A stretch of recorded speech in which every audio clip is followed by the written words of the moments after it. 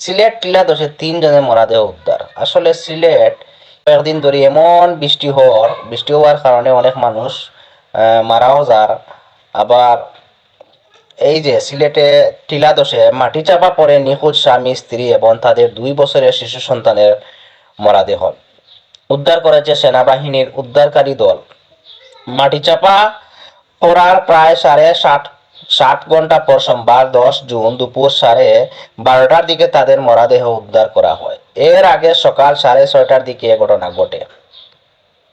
এ ঘটনায় আহত ৩ জনকে উদ্ধার করে সিলেট উসমানী মেডিকেল কলেজে হাসপাতালে ভর্তি করা হয়। ঘটনার পরপর ফায়ার সার্ভিস, স্থানীয়রা সহ সিসি কেয়ার কর্মীরা নিখোঁজদের সন্ধানে উদ্ধার তৎপরতা চালালেও সন্ধান মেলেনি। পরে উদ্ধার কাজে যোগ দেয় সেনাবাহিনী। মারা যাওয়া ৩ জন হলেন শ্যামেলিবাগ এলাকার ২ নং রোডের ৮৯ নং বাড়ির মৃত রফিক উদ্দিনের ছেলে করিম উদ্দিন, বয়স ৩১, তার স্ত্রী শামীমা আক্তার লেজি, বয়স ২৫ এবং তাদের ২ বছর বয়সী শিশু সন্তান তানি। উদ্ধার কাজে অংশ নেওয়া চামেলিবাগ এলাকার কয়েকজন বাসিন্দা বলেন, ঘটনার সময় সবাই ঘুমিয়েছিলেন। ভোর থেকে বৃষ্টি শুরু হয়। চাপা পড়া আধা পাকা ঘরটি ছিল টিলার নিচে।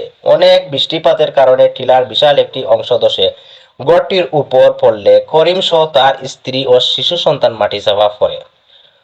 অনেক খোঁজাখুঁজির পরেও তাদের সন্ধান আমরা পাইনি। পরে সেনাবাহিনী তাদের মরদেহ উদ্ধার করে। এ ঘটনার আহতরা হলেন মাহমুদ উদ্দিন, বাবুল উদ্দিন, আগা বাচ্চু উদ্দিন, শফিক উদ্দিন। সিসিকে ৩৫ নং ওয়ার্ড কাউন্সিলর জাহাঙ্গীর আলম বলেন, টিলা দোষে মাটিচাপা পড়ে যাওয়া একই পরিবারের ৩ জনের সন্ধানে ঘটনাস্থলে কাজ শুরু করে সেনাবাহিনীর একটি দল।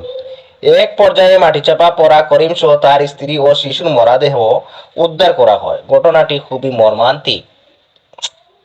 তিনি বলেন, ধসে পড়া বাড়িতে ২টি পরিবার থাকত। টিলা ধসে চাপা পড়া ঘরের নিচে ২ পরিবারের ৬ জন আটকে পড়েছিলেন। পুলিশ, ফায়ার সার্ভিস এবং আমরা এসে এক পরিবারের ৩ জনকে উদ্ধার করে সিলেট উসমানী মেডিকেল কলেজে হাসপাতালে পাঠাই। শাহপরান থানার ভারপ্রাপ্ত কর্মকর্তা ওসি মোহাম্মদ হারুনুর রশিদ চৌধুরী জানান, বৃষ্টির কারণে টিলা ধসে একটি আধা পাকা ঘরের উপরে পড়ে ওই ঘরের নিচে একই পরিবারের ৩ জন চাপা পড়ে মারা যান।